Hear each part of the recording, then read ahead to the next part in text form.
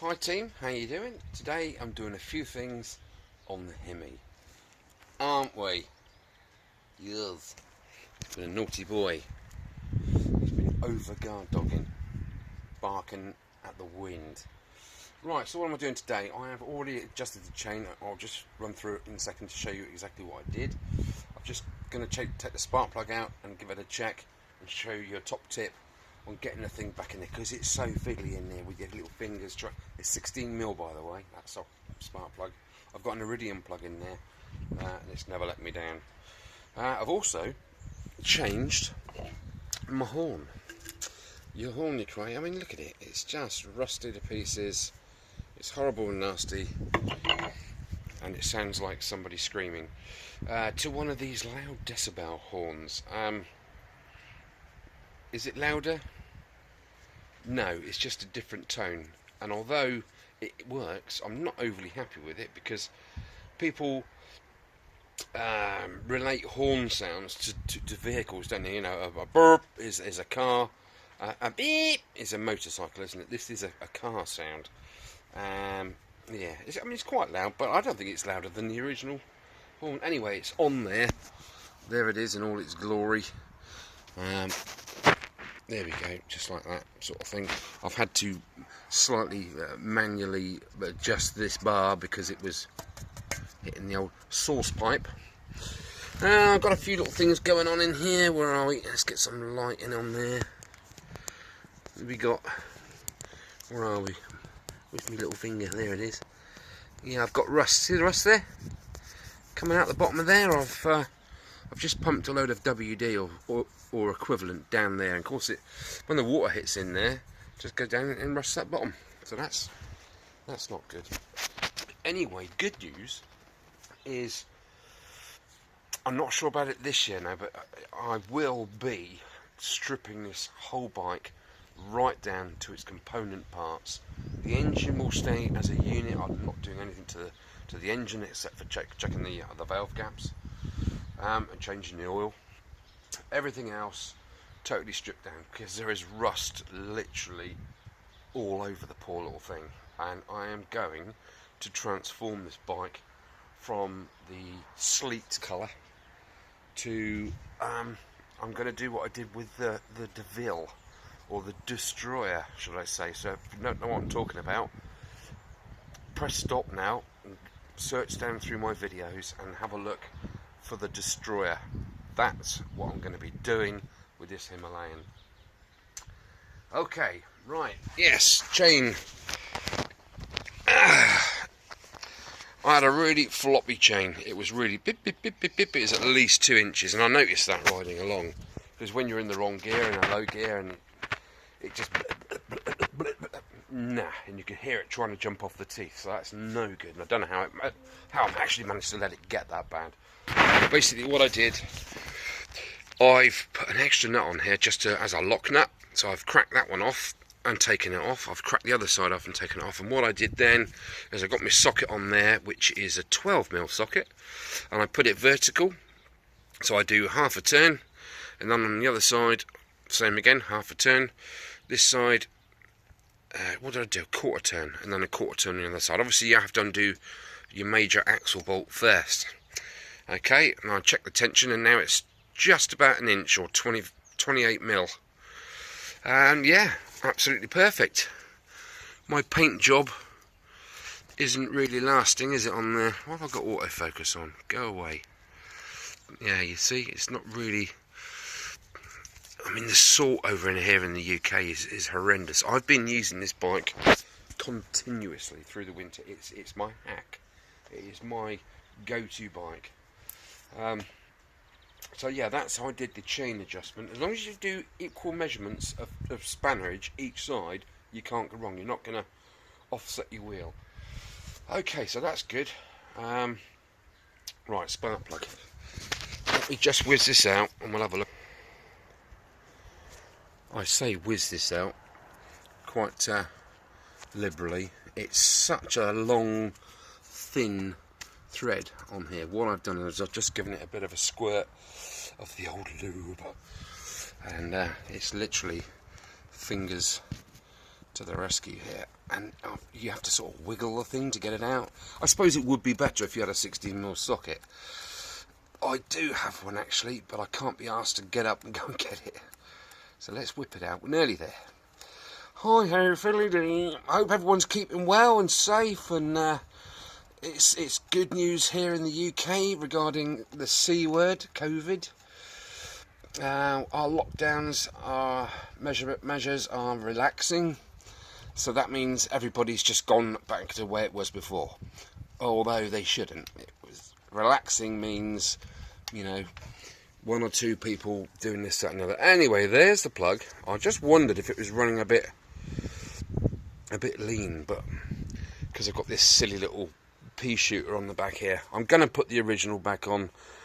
I'm happy with it, and I love the way it sounds, but I mean, look at the quality. it's just rubbish. Okay, so there's the plug, the iridium plug. That's good.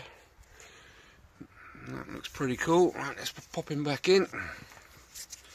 Oh, get it in the holes there. Right, now I do have a top tip for getting your spark plug back in. Okay, because I do not want to be going like that for 10 minutes. Get yourself a little bit of hose. Got any hose? Okay, pop that over the top there like so, and just spin that little sausage down in. Sadly, you can't undo the spark plug the same way because that little top there undoes.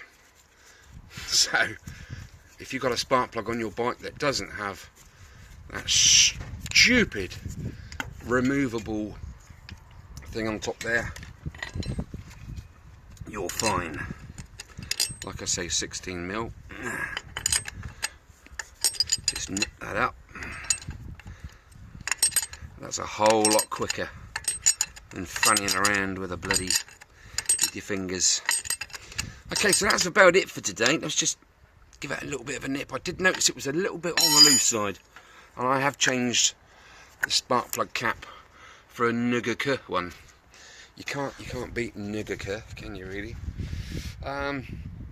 Okay, I will do a very in-depth video on my Himalayan for our Asian brothers. Hi there, everybody, in our Himalayan over here in the UK, as we pronounce it. I will be showing you or giving you tips on how to basically stop the rot if you're a hacker, i.e. you ride your bike all year long. There is so much to do. I don't have a cover for my bike. I do have a cover. There it is. But when it gets windy, it's in someone else's garden. Yes, I've put clips on it and I've hooked it around, but the way it sweats underneath the cover causes all this fungus. Excuse me. So therefore, if it's causing fungusy stuff on the nice soft seat, it's going to be exasperating the rust, which it is.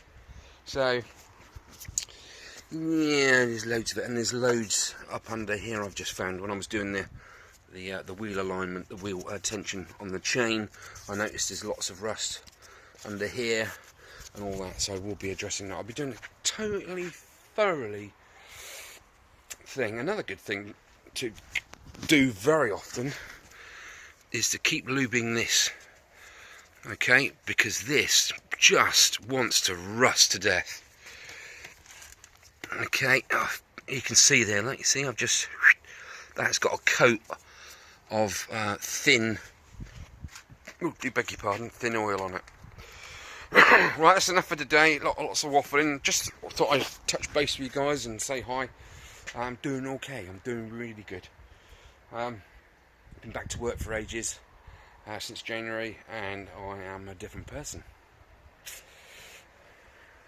Thank God. Yeah, I still have my off days. I had an off morning. Funnily enough, it's about 3 in the afternoon here in the UK, and I've been out of bed about 2 hours. So yeah, I need to recharge sometimes. Okay, enough about me. Look forward to the video which shows every single little modification I've had to do to this bike to keep it running sweet as all through the winters. And then following on from that video, we'll do the tear down and go from there really. So that'll be a series of episodes as well. Yeah, okay. I'm meeting a good friend of mine in a couple of days. He's in my bubble, so don't worry about it. This guy is a really good friend, and he's going to donate the Suzuki FZ50 to the cause to fill the shed back up. The CD175 sadly is going. It will be going next week. A good friend has bought it and he's going to enjoy it. He had a bike when he was 16, and it was a CD175. So he wants another one. Fantastic. So that's going. The RS250, I've got to get that back out the shed. We've got to change the wire and loom round on that, haven't we, and get that carb sorted out completely, and then try and sort out that tachometer. I think it's okay. So I took it all apart last time, didn't I? That seems to be okay, but I need to just get it 100%, get it MOT'd, and I really don't know what I'm going to do with it. I really don't know. I don't want to sell it because I don't want to sell anything really, but I don't have the room. And if I want to do, more bike series of restorations or bringing them back around again, I need space. What with the lathe business going on in the shed as well, it's just rammed, and I haven't got I need to make some space. Anyway, enough of me waffling on. Take care, guys, till I see you again. Like I say, got the Himalayan stuff to do. There will be a series on that. I've got the FZ50 Suzuki, little two-stroke, little basket on the front, little ladies scooter, step-through, sorry, moped, that to do, and lots more stuff going on. Decking, gardening, slabbing, all if my knee holds out. I'm due to have an injection in it, so it's a steroid injection, not cortisone. So I'm kind of looking forward to that, but everything's taking so long. When I'm fixed, I'll be overly happy. Right, see you again, guys. Click on the like button if you like, subscribe if you haven't. If you've not looked at any of my other videos, please, when this finishes in a sec, go and have a look at them. You'll never know, you might find a subject that you like. Alright guys, take it easy.